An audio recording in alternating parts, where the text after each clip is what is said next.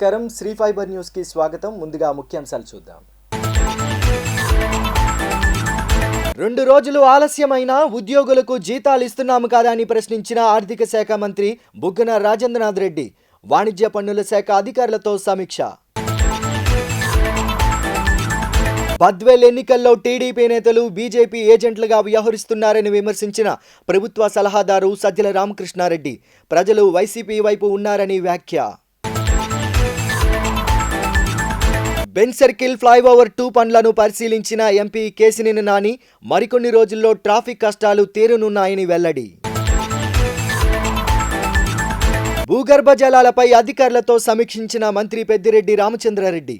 కేంద్ర ప్రభుత్వ ప్రతిపాదనలు ఏపీలో అమలు చేయాలని అధికారులకు ఆదేశం. 2 రోజులు ఆలస్యమైన ఉద్యోగులకు జీతాలు ఇస్తున్నాంగా ఇబ్బంది ఏంటని ఆర్థిక వాణిజ్య పన్నుల శాఖ మంత్రి బుగ్గన రాజేంద్రనాథ్ రెడ్డి ప్రశ్నించారు. తాను ఉద్యోగులతో మాట్లాడితే 2 రోజుల జీతం ఆలస్యం అవడం వల్ల వచ్చిన ఇబ్బంది ఏమీ లేదని చెప్పారని ఆయన వెల్లడించారు. గౌరవ ముఖ్యమంత్రి గారు కమర్షియల్ ట్యాక్సెస్కు సంబంధించిన శాఖ బాధ్యతలు అప్పచెప్పిన తర్వాత మొట్టమొదటిసారిగా మన ఆంధ్రప్రదేశ్ రాష్ట్రంలో కమర్షియల్ ట్యాక్సెస్ ఏదైతే డిపార్ట్మెంట్ ఉందో స్ట్రక్చర్ ఏ విధంగా ఉంది అని చెప్పి అర్థం చేసుకునేదానికి ఒక మీటింగు కండక్ట్ చేయడం జరిగింది. మన special chief secretary revenue commercial taxes Shri Rajat Bhargava IAS గారు, అదేవిధంగా chief commissioner commercial taxes Ravishankar Narayana గారు ఐఆర్ఎస్, అదేవిధంగా వివిధ కమిషనర్సు, అడిషనల్ కమిషనర్సు, జాయింట్ కమిషనర్స్తో మన వాణిజ్య పన్నుల విభాగం అనేది ఏ విధంగా స్ట్రక్చర్ ఉంది కింద ఫీల్డ్ స్థాయి నుంచి అని చెప్పి ఒకసారి టోటల్గా పరిశీలించడం జరిగింది. కొంతమంది ముఖ్యమైన అధికారులందరూ కూడా ఏ అధికారులు ఏమేం బాధ్యతలు నిర్వహిస్తూ ఉన్నారని చెప్పి కూడా మరి చూడడం జరిగింది. వాటితో పాటు కొన్ని అంశాలు కొద్దిగా బ్రాడ్గా కూడా ఒకసారి డిస్కస్ చేయడం కూడా జరిగింది. ఉదాహరణకు మన డీలర్ బేస్ ఏదైతే ఉందో డీలర్ బేస్ ఏ విధంగా ఉంది అనేది ఒకసారి డిస్కస్ చేయడం జరిగింది. ఆ తర్వాత మన విధానం ఏదైతే ఉందో నిర్వహణ విధానం ఏదైతే ఉందో ఆ విధానం మనకు ఇతర రాష్ట్రాలకు కేంద్రానికి ఏ విధమైన పోలికలు ఉన్నాయి, ఏ విధమైన వ్యత్యాసాలు ఉన్నాయని చెప్పి కూడా డిస్కస్ చేయడం జరిగింది. అదేవిధంగా మన శాఖకు సంబంధించి రాష్ట్రంలో ఉన్న ఆఫీసులు కానీ, ఆఫీస్ బిల్డింగ్లు కానీ, ఇన్ఫ్రాస్ట్రక్చర్ కానీ, వసతులు కానీ ఏ విధంగా ఉన్నాయని చెప్పి డిస్కస్ చేయడం జరిగింది. ఇట్లా బ్రాడ్గా ఈరోజు టోటల్ డిపార్ట్మెంట్కు సంబంధించి ఏదైతే బర్డ్స్ ఐ వ్యూ ఉంటుందో, పైనుంచి చూసేది ఉంటుందో, అట్లా కొంతవరకు ఇన్ఫర్మేషన్ తీసుకోవడము, వివిధ స్పెసిఫిక్ అంశాల పట్ల మరి సీనియర్ అధికారులతో చర్చించడం కూడా జరిగింది. రాబోయే కాలంలో మరి గౌరవ ముఖ్యమంత్రి గారు మన మీద ఉంచిన ఏదైతే మరి బాధ్యతలు అప్పచెప్పడం జరిగిందో ఆ బాధ్యతలను పద్ధతిగా, సక్రమంగా అండ్ మంచి విధానంగా నిర్వహించాలని చెప్పి ఉద్దేశంతో టీడీపీ నేతలు బీజేపీకి ఏజెంట్లుగా పనిచేశారని వైసీపీ రాష్ట్ర ప్రధాన కార్యదర్శి సజ్జల రామకృష్ణారెడ్డి విమర్శించారు. ప్రజలు వైసీపీతోనే ఉన్నారని ఈ గెలుపుతో మరోసారి స్పష్టమైందని అన్నారు. ప్రధాన ప్రతిపక్షం బరిలో లేకపోయినా బీజేపీ అభ్యర్థిని మోసుకొచ్చారని ఆయన ఆరోపించారు. పార్టీ కార్యాలయంలో ఏర్పాటు చేసిన విలేకరుల సమావేశంలో వైసీపీ రాష్ట్ర ప్రధాన కార్యదర్శి సజ్జల రామకృష్ణారెడ్డి మాట్లాడుతూ ప్రతి ఎన్నిక తమ బాధ్యతను మరింత పెంచుతుందని పేర్కొన్నారు. ముఖ్యమంత్రి జగన్కు ప్రజల ఆశీర్వాదాలు మెండుగా ఉన్నాయన్నారు. పోటీలో లేకపోయినా జనసేన, టీడీపీ ప్రచారం చేశాయని విమర్శించారు. బీజేపీ, టీడీపీ, జనసేన కుట్రలను బద్వేలు ప్రజలు తిప్పికొట్టారని ఆయన తీవ్ర స్థాయిలో ధ్వజమెత్తారు. దాని నుంచి నేర్చుకోవాల్సినవి ఏమన్నా చూసుకుంటూ ఈ విజయాన్ని కూడా మరింత బాధ్యతతో మన కర్తవ్యాన్ని నిర్వర్తించడానికి ఇచ్చిన అవకాశంగా భావిస్తున్నామని చెప్తున్నాం. ఇది ఒక పార్ట్ అయితే దీన్ని చరిత్రాత్మక విజయం అని ఎందుకన్నామని కూడా చెప్పాలి. బద్వేలు ఉప ఎన్నికలో సాంకేతికంగా అక్కడ ప్రధాన ప్రతిపక్షం పోటీలో లేదని అన్నప్పటికీ వాళ్ళు అడుగడుగునా ఉన్నారు. బీజేపీ అభ్యర్థిగా చెప్పబడే అభ్యర్థిని భుజాల మీద మోస్తూ వచ్చారు. ఆఖరుకు ఎన్నికల్లో నేరుగా పోలింగ్ స్టేషన్లో ఏజెంట్లుగా కూడా కూర్చున్నారు. మొత్తం 280 పైగా బూతుల్లో 281 బూతుల్లో కేవలం 10 మాత్రమే బీజేపీ వాళ్ళు ఉన్నారని, మిగిలిన వాళ్ళంతా టీడీపీ నాయకులు కానీ కార్యకర్తలు కానీ గుర్తుపట్టే వాళ్ళే ఉన్నారనేది ఆల్రెడీ మీడియాలో వచ్చింది. వాళ్ళు దాన్ని డినై చేయలేదు, రుజువులు కూడా దానికి ఉన్నాయి. మా దృష్టి కూడా వచ్చినవి. ఈయన ఎవరో మండలాధ్యక్షుడంట గోపవరం తను ఉన్నాడు. అలాగే ఇంకా కార్యకర్తలు 1-2 ఫోటోలు దొరికితే తీసుకొచ్చాను వాళ్ళు ఉన్నారు.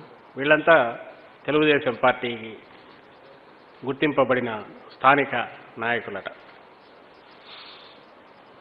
వీళ్ళు నేరుగా బీజేపీ తరఫున పోలింగ్ ఏజెంట్లకు కూర్చున్నారు. ఇక వీళ్ళ పెద్ద తమ్ముడు ఉన్నాడు, ఆయన జనసేన పవన్ కళ్యాణ్ గారు. వాళ్ళ ఆఖరణ 2 రోజుల పాటు అడ్వర్టైజ్మెంట్లో జనసేన బలపరిచిన బీజేపీ అభ్యర్థిని వీళ్ళు పెట్టుకున్నారు. పైగా సోము వీర్రాజు గారి పక్కన పవన్ కళ్యాణ్ గారి ఫోటో కూడా పెట్టి బీజేపీ అఫీషియల్గా ఇచ్చిన అడ్వర్టైజ్మెంట్ బహుశా మీడియాలో పత్రికల్లో అన్నింటిలో వచ్చింటాయి అనుకుంటా. విజయవాడ వాసుల దశాబ్దాల ట్రాఫిక్ సమస్య పరిష్కారం అవుతుండడం సంతోషంగా ఉందని ఎంపీ కేశినేని నాని అన్నారు. కేంద్ర మంత్రి గడ్కరీ విజయవాడ నగరానికి ఏది అడిగినా కాదనకుండా చేశారని స్పష్టం చేశారు. విజయవాడ బెన్ సర్కిల్ కొత్త ఫ్లైఓవర్ను ఎంపీ కేశినేని నాని, ఎమ్మెల్యే గద్దె రామ్మోహన్ రావు పరిశీలించారు. ఈ సందర్భంగా ఎంపీ కేశినేని నాని మాట్లాడుతూ చంద్రబాబు విజన్, గడ్కరీ సహకారంతో రికార్డు కాలంలో 2 ఫ్లైఓవర్లను అందుబాటులోకి వచ్చాయని చెప్పారు. 2 ఫ్లైఓవర్ను అనుకున్న సమయానికి 6 నెలల ముందే ఎన్హెచ్ఏఐ అధికారులు పూర్తి చేశారని అన్నారు. సర్వీస్ రోడ్డు అభివృద్ధికి కూడా కేంద్రం సహాయ సహకారాలు అందించిందని వెల్లడించారు. రాష్ట్ర ప్రభుత్వానికి పైసా భారం లేకుండా బెన్ సర్కిల్ 2 ఫ్లైఓవర్లతో పాటు సర్వీస్ రోడ్డు అభివృద్ధికి కేంద్రమే నిధులు కేటాయించేలా టీడీపీ కృషి చేసిందని ఆయన పేర్కొన్నారు. అనంతరం ఎమ్మెల్యే గద్దె రామ్మోహన్ రావు మాట్లాడుతూ సర్వీస్ రోడ్డు సమస్య పరిష్కారానికి తమ వంతు కృషి చేస్తున్నామని అన్నారు. రాష్ట్ర ప్రభుత్వం సర్వీస్ రోడ్డు అభివృద్ధికి స్థలం ఇవ్వకుండా చేతులెత్తేసిందని ఆరోపించారు.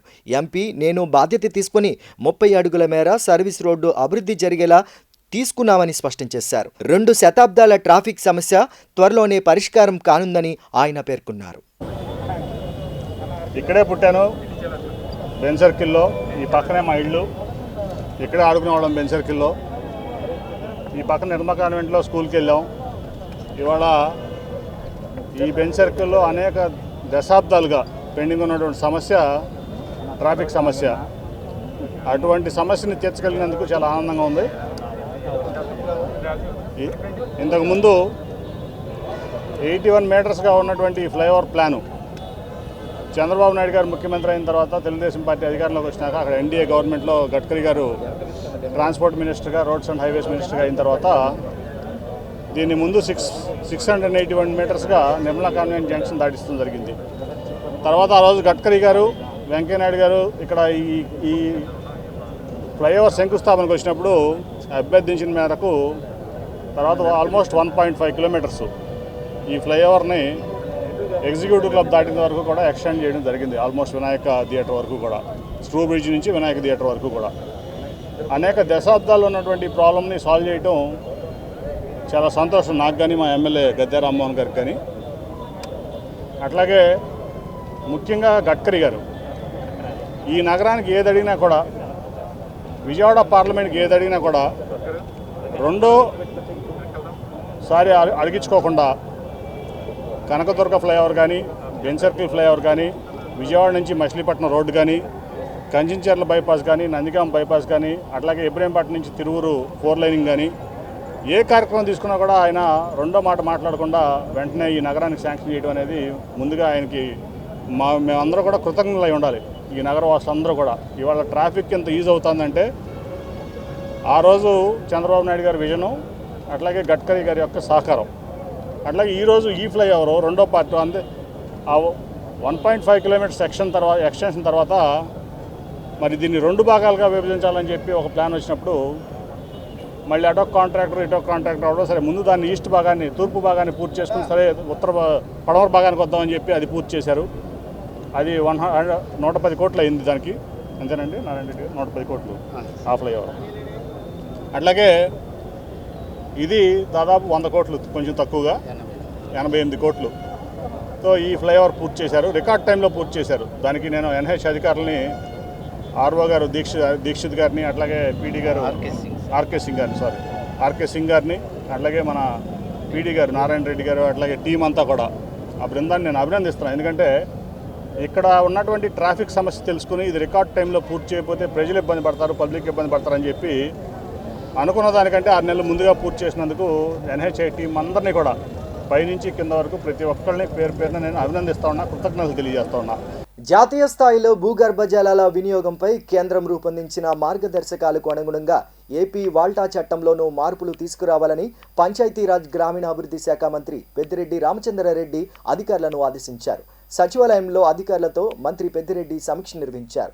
కేంద్ర ప్రభుత్వ ప్రతిపాదనలో భాగంగా పారిశ్రామిక అవసరాలకు వినియోగిస్తున్న భూగర్భ జలాలపై నిర్ణీత ఛార్జీలు వసూలు చేసే అంశాన్ని పరిశీలించాలని ఆయన సూచించారు. టీడీపీ నేత కాట్రగడ్డ బాబు సంస్మరణ సభకు నగరంలోని పలువురు ప్రముఖులు హాజరయ్యి ఘన నివాళులు అర్పించారు. ఆయన చేసిన పనులను కొనియాడారు. ఆయనతో జ్ఞాపకాలను పలువురు గుర్తు చేసుకున్నారు.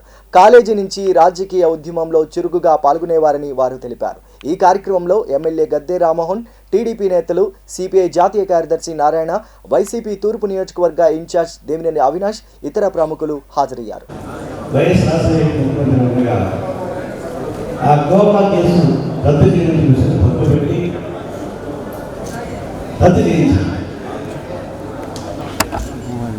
అది పెద్ద విజయవాడకి అన్యాయం చేసిన వాళ్ళే అనిపిస్తుంది. ఆ మొక్క చేసి బయటపడేసిన వాళ్ళు ఒకతను జైల్లో ఉన్నాడు, ఒకతను గవర్నమెంట్లో ఉన్నాడు. అది విషయం. అంటే రాజకీయ వ్యవస్థలో ప్రభుత్వాల్లో ఇలాంటి శక్తులు భాగస్వామ్యం ద్వారా సమాజానికి పెద్ద ఉపయోగం. ఇవన్నీ ఛేదించేందుకు ఉపయోగపడేటువంటి డ్రగ్స్ రావాలి. వచ్చినప్పుడే ఈరోజు బాగుపడుతున్నాం. ఎంతో సన్నిహితంగా ఉంది. ఆయన చనిపోయిన తర్వాత కూడా నా రాజకీయ విషయంలో కానీ వేరే విషయంలో మంచి చెడు రెండుగా నాకు అన్ని విధాలుగా చెప్తూ ఉంటాను. నేనైనా మంచి చేసినా నేను మంచి చేసామని చెప్పాను. లేకపోతే ఎక్కడైనా తప్పు చేసినా నువ్వు తప్పు చేస్తున్నావు సరి చేసుకోమని చెప్పాను. ఫోన్లో సలహాలు ఇస్తూ సూచనలు ఇస్తూ ఒక అండగా ఒక ధైర్యంగా నెహ్రూ చనిపోయిన తర్వాత నేను చూసాం. ఎందుకంటే మా ముస్లిం సుబ్బారావు గారికి దగ్గర చెప్పంగా ఉన్నప్పుడు చిన్న పెద్ద తేడా లేకుండా జరుపుకునే పండుగ దీపావళి. నగరంలో బాణాసంచా విక్రయాలు ఊపందుకున్నాయి. కోవిడ్ నిబంధనలు పాటిస్తూ బాణాసంచా విక్రయాలు చేస్తున్నామని నిర్వాహకులు తెలిపారు. గతంలో కంటే బాణాసంచా విక్రయాలు పూర్తిగా తగ్గాయంటున్న నిర్వాహకులతో మా ప్రతినిధి లిఖిత ఫేస్ టు ఫేస్. చిన్న పెద్ద అనే తేడా లేకుండా జరుపుకునే పండుగ దీపావళి. విజయవాడలో బాణాసంచా విక్రయాలు కూడా ఊపందుకున్నాయని చెప్పుకోవచ్చు. విజయవాడలో ప్రస్తుతం మనం వెలగపూడి శంకర్ స్టోరేజ్లో ఉన్నాము. ఇక్కడే కాకుండా విజయవాడలోని పీడబ్ల్యూడి గ్రౌండ్స్, అదేవిధంగా పున్నమి ఘాట్, అదేవిధంగా మాకినేని బసవపూర్ణయ్య స్టేడియంలో కూడా ఇది ఏర్పాటు చేశారు. కోవిడ్ నిబంధనలు పాటిస్తూ ఈ ఏర్పాట్లన్నీ కూడా చేస్తున్నారు. ఏదేమైనప్పటికీ బాణాసంచా విక్రయాలు ఎలా ఉన్నాయి ఏంటి అని మనతో మాట్లాడటానికి ప్రసాద్ గారు ఉన్నారు. ఆయన అడిగి తెలుసుకుందాం. సార్ చెప్పండి, బాణాసంచా విక్రయాలు గతంలో కంటే ఇప్పుడు ఎలా ఉన్నాయి ఏంటి? అసలు గతంలో కంటే రేట్లు కొంచెం ఎక్కువగా ఉన్నాయి. కస్టమర్స్ కూడా ఆమె ఎంఆర్పీలు తగ్గిన డిస్కౌంట్ ఇచ్చి ఎవరికి ఇబ్బంది లేకుండా పంపిస్తున్నాము. లైసెన్సుల పరంగా కూడా మున్సిపాలిటీ వాళ్ళు కానీ, పోలీస్ డిపార్ట్మెంట్ కానీ, ఫైర్ డిపార్ట్మెంట్ కానీ, సిపి గారు కానీ మాకు ఎలాంటి ఇబ్బంది లేకుండా ఇన్ టైంలో మా లైసెన్స్లు ఇస్తున్నారు. ఏ ఆఫీసర్స్ ఇబ్బంది లేకుండా జిఎస్టీ కూడా మేము ముందే కట్టేస్తున్నాము. గత 15 సంవత్సరాల నుంచి బందర్ రోడ్డు పక్కన వెలగపూడి కోల్డ్ స్టోరేజ్లో పెడుతున్నాము. ఈ సైట్ ఓనర్లు కూడా మనకు బాగా కోఆపరేట్ చేస్తారు. ఏమి ఇబ్బంది లేదు. క్లైమేటే మాకు ఇబ్బంది. క్లైమేట్ బాగుంటే అందరూ బాగా హ్యాపీగా ఉంటారు. సార్, మీ ఈ నిర్వాహకంలో అసలు ఎన్ని స్టాల్స్ అనేది ఇప్పుడు వెలగపూడి కోల్డ్ స్టోరేజ్లో ఏర్పాటు చేశారు? అసలు ఎలాంటి నిబంధనలు, కోవిడ్ నిబంధనలు ఏమేమి పాటిస్తున్నారు? వెలగపూడి కోల్డ్ స్టోరేజ్లో 11 షాపులు పెట్టాము. ఫైర్ వాళ్ళ రూల్స్ ప్రకారము 2 వాటర్ డ్రమ్ములు, 4 ఇసుక బకెట్లు, కోవిడ్ నిబంధనల ప్రకారము మాస్కు, శానిటైజర్ పెట్టకూడదు, దూరంగా సున్నము గీసేసి పెట్టేస్తున్నాము. దానివల్ల కోవిడ్ నిబంధనలు పాటిస్తూనే దీపావళి విక్రయాలు జరుగుతున్నాయి. కోవిడ్ నిబంధనలు పాటిస్తూనే దీపావళి విక్రయాలు జరుగుతున్నాయి. అందరికీ మేము సహకరిస్తున్నాం, మాకు అందరూ సహకరిస్తున్నారు. ఏది మొత్తం మీద చూసుకున్నట్లయితే మరికొంతమంది ఉన్నారు. సార్ చెప్పండి, ఎన్ని స్టాల్స్ అనేది ఇక్కడ ఏర్పాటు చేశారు? అసలు గతంలో కంటే ఇప్పుడు మీ వ్యాపారం పెరిగిందా తగ్గిందా? గతంలో అంటే 10-15 ఉండేవన్నీ ఇప్పుడు వ్యాపారం లేక 11-12 అలా పెడుతున్నారు. వ్యాపారం కొంచెం స్లోగా ఉన్నది. ఈ కరోనా గురించి కొంచెం స్లో అవుతుంది మాట. అది చిన్న పెద్ద అని తేడా లేకుండా జరుపుకునే పండుగ కాబట్టి అసలు వాతావరణం ఒకటే సహకరించట్లేదని చెప్పి కూడా ఇక్కడ నిర్వాహకులు అయితే చెప్తున్నారు. ఇది ఇక్కడ ఉన్న పరిస్థితి. వీడియో జర్నలిస్ట్ వెంకటేష్తో లిఖిత, శ్రీ ఫైబర్ న్యూస్, విజయవాడ. దీపావళి వస్తుందంటే చాలు మట్టి దీపాంతులకు ఉండే క్రేజ్ అంతా ఇంత కాదు. ట్రెండ్కు తగ్గట్లు ఫ్యాన్సీ లుక్ను జోడించి కొత్తదనాన్ని చాటుతున్నారు తయారీదారులు. ఈసారి మార్కెట్లో సందడి చేస్తున్న ప్రత్యేక ప్రమిదలపై శ్రీ ఫైబర్ న్యూస్ ప్రత్యేక కథనం. దీపావళి అంటేనే దీపాల పండుగ. ఇంటి ముందు ప్రమిదలు పేర్చి దీపాలు వెలిగించి టపాసులు కాల్చుకొని సంబరంగా జరుపుకునే పండుగే దీపావళి. ఒకప్పుడు సాంప్రదాయ పద్ధతుల్లో మట్టి ప్రమిదల్లో నూనె వేసి దీపాలు వెలిగించేవారు. కానీ నేడు ఈ వెలుగుల పండుగను మరింత ఆకర్షణీయంగా జరుపుకుంటున్నారు. విభిన్న ఆకృతుల్లో ఉన్న ప్రమిదలను వెలిగించి ఇంటికి కొత్త కాంతులను తెస్తున్నారు. ఇలాంటి వారి కోసమే తమిళనాడు నుంచి వచ్చిన తయారీదారులు చూడముచ్చటైన ప్రమిదలను విజయవాడలో విక్రయిస్తున్నారు. దివ్యల రంగవల్లికలతో దీపావళిని దేదీప్యమానంగా జరిపేందుకు రకరకాల ఆకృతుల్లో ప్రమిదలు మార్కెట్లో దర్శనమిస్తున్నాయి. కరోనా నేపథ్యంలో పండుగను జరుపుకునేందుకు ప్రజలు ఎక్కువ మొగ్గు చూపటం లేదని, దీంతో తాము తయారు చేసిన ప్రమిదలకు గిట్టుబాటు ధరలు రావటం లేదని వ్యాపారులు వాపోయారు. దేశంలో ముఖ్యమైన నదులలో ప్లాస్టిక్ చెత్తాచెదారం కలిసి కలుషితమవుతున్న నేపథ్యంలో దేశ ప్రధాని నరేంద్ర మోడీ ఇచ్చిన పిలుపులో భాగంగా నదుల పరిశుభ్రత, ప్లాస్టిక్ నివారణపై ప్రజలకు అవగాహన కల్పించేందుకు విజయవాడ మేరీస్టెల్లా కళాశాల 4వ ఆంధ్ర బెటాలియన్ ఎన్సీసీ గర్ల్స్ ఆధ్వర్యంలో విజయవాడ కృష్ణా నదీ పరివాహక ప్రాంతంలో క్లీన్ అండ్ గ్రీన్ కార్యక్రమానికి శ్రీకారం చుట్టారు. నదులు కలుషితం కాకుండా పరిశుభ్రంగా ఉండటం వల్ల మానవాళికి ఎంతో ఆరోగ్యకరమైన తాగునీరు అందే అవకాశం ఉందని వాళ్ళు తెలిపారు.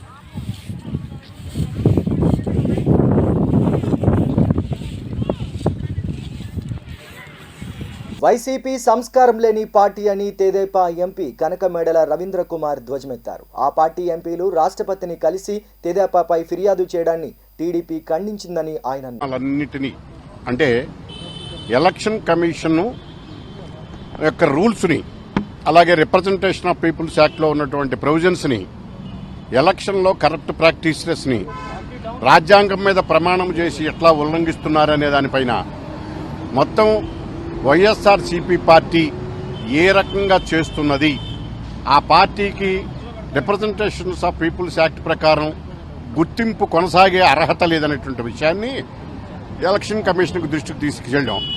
ప్రధానంగా వైఎస్ఆర్సీపీ పార్టీ అధికారంలోకి రావడానికి ముందే ఇప్పటి ముఖ్యమంత్రి గారి పైన అవినీతికి సంబంధించినటువంటి 11-12 కేసులు, ఈడీ కేసులు, ఇంకా ఇతర కేసులు మొత్తం 31 కేసులు ఉన్నాయి.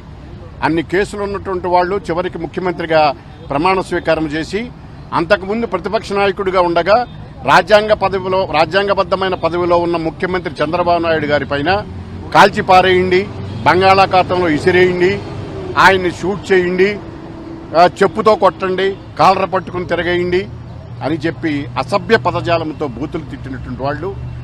అలాగే వాళ్ళ పార్లమెంట్ సభ్యులు కూడా ఒక తల్లి ఒక తండ్రికి జన్మించిన వాళ్ళ అని, అలాగే కొడాలి నాని గారు, అలాగే పేర్ని నాని గారు, జోగి రమేష్ గారు, అనిల్ కుమార్ యాదవ్ గారు రకరకాలైనటువంటి అసభ్య పదజాలంతో ఆయన్ని తిరిగి మేము ఉచ్చరించలేనటువంటి అసభ్య పదజాలంతో అసెంబ్లీ లోపల, అసెంబ్లీ బయట కూడా చంద్రబాబు నాయుడు గారిని, మా పార్టీ నాయకులు తిట్టిన వైనాన్ని, అలాగే దానికి సంబంధించినటువంటి వయలేషన్స్ అన్నిటిని ఆ తరువాత పార్టీ ఆఫీస్ మీద అటాక్ చేయటం, చంద్రబాబు నాయుడు గారి మీద అటాక్ చేయటం, గంజాయి వీటిపైన సమస్యలు లేవనెత్తినప్పుడు మా నోళ్లు నొక్కడానికి ప్రయత్నం చేయటం, ఈ రకంగా చేసే వాటి మీద ఎలక్షన్ కమిషను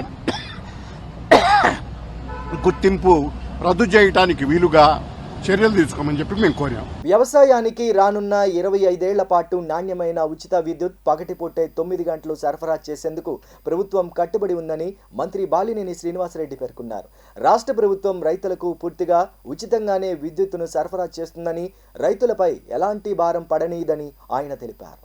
పార్టీ కార్యాలయంలో ఏర్పాటు చేసిన విలేకరుల సమావేశంలో మంత్రి బాలినేని శ్రీనివాసరెడ్డి మాట్లాడుతూ, నవరత్నాల్లో భాగంగా రాష్ట్రంలో వ్యవసాయ రంగానికి పగటిపూటే 9 గంటల నాణ్యమైన ఉచిత విద్యుత్తును అందిస్తున్నామని, సీఎం వైఎస్ జగన్ చేసిన వాగ్దానాన్ని రాష్ట్ర ప్రభుత్వం విజయవంతంగా అమలు చేస్తుందని ఆయన అన్నారు.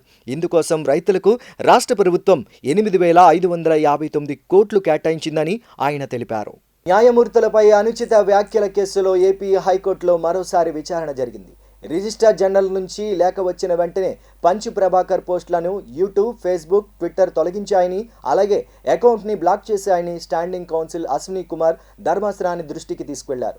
ఈ అంశంపై తాము కూడా లేఖ రాసినట్లు సిబిఐ తెలిపింది. దీనిపై స్పందించిన హైకోర్టు ధర్మాసనం లేఖ రాసి ఉపయోగం ఏమిటని ప్రశ్నించింది. పంచు ప్రభాకర్ని ఎలా పట్టుకున్నారో చెప్పాలని కోరింది. అయ్యప్ప అనే పదం ఓ తెలియని అద్భుతం, స్వామియే శరణమయ్యప్ప అనే నినాదం ఓ మణిహారం, అయ్యప్ప మాల ధరిస్తే జన్మజన్మల పుణ్యఫలం. అయ్యప్ప నామస్మరణ కోసం శబరిమల ఆలయాన్ని ఈ నెల 15వ తేదీ నుంచి 2 నెలల కోసం తెరవనున్నారు. అయ్యప్ప స్వామి భక్తుల మండల పూజ కోసం ఆలయాన్ని 15వ తేదీ నుంచి తెరవనున్నట్లు ఆలయ అధికారులు వెల్లడించారు. అయ్యప్ప సన్నిధిలో ఈ రోజు చితిర అత్త విశేష పూజ సందర్భంగా ఆలయాన్ని ఒకరోజు పాటు తెరిచారు. పూజ ముగిసిన తర్వాత రాత్రి 9 గంటలకు ఆలయాన్ని మూసివేయనున్నారు. అయ్యప్ప భక్తులకు వర్చువల్ క్యూ బుకింగ్ వ్యవస్థ ద్వారా అనుమతి కల్పిస్తున్నారు. దైవ దర్శనం కోసం వచ్చేవారు ఖచ్చితంగా వ్యాక్సినేషన్ సర్టిఫికేట్ను సమర్పించాల్సి ఉంటుంది. పూర్తి స్థాయిలో వ్యాక్సినేషన్ అయి ఉండాలి లేదా 72 గంటలలోపు తీసిన ఆర్టీపీసీఆర్ రిపోర్ట్ను సమర్పించాల్సి ఉంటుంది. అయ్యప్ప మాల ధరించిన ప్రతి భక్తులు నియమ నిష్టలతో ఆలయ అధికారులు సూచించిన నిబంధనలతో ప్రతి ఒక్కరూ శబరిమల అయ్యప్ప స్వామిని దర్శనం చేసుకోవాలని కోరుచున్నారు.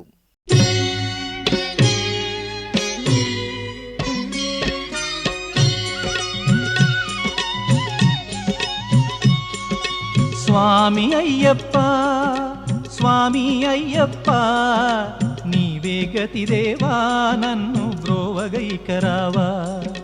స్వామి అయ్యప్ప, స్వామి అయ్యప్ప, నీవే గతి దేవా నన్ను బ్రోవగైకరావా.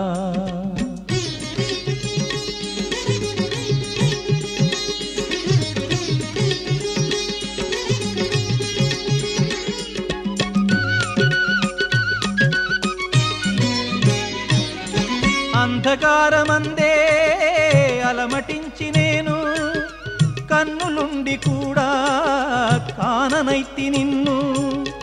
అంధకారమందే అలమటించి నేను కన్నులుండి కూడా కాననైతి నిన్ను.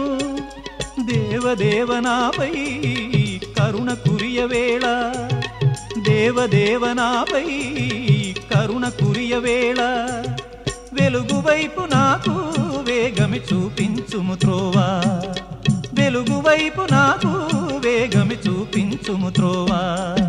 స్వామి అయ్యప్ప, స్వామి అయ్యప్ప, నీవే గతి దేవా నన్ను బ్రోవగైకరావా.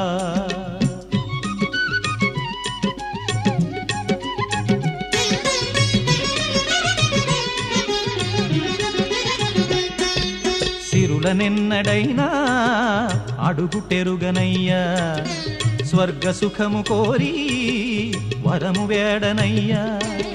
సిరులనెన్నడైనా అడుగుటెరుగనయ్యా, స్వర్గ సుఖము కోరి వరము వేడనయ్యా. ముక్తి పొందనెంచి చేయి చాచనయ్యా, ముక్తి పొందనెంచి చేయి చాచనయ్యా. శాంతి కోరి నిన్నే నేను పాడుచుందునయ్యా, శాంతి కోరి నిన్నే నేను పాడుచుందునయ్యా. ఇంతటితో ఈ న్యూస్ సమాప్తం. నమస్కారం.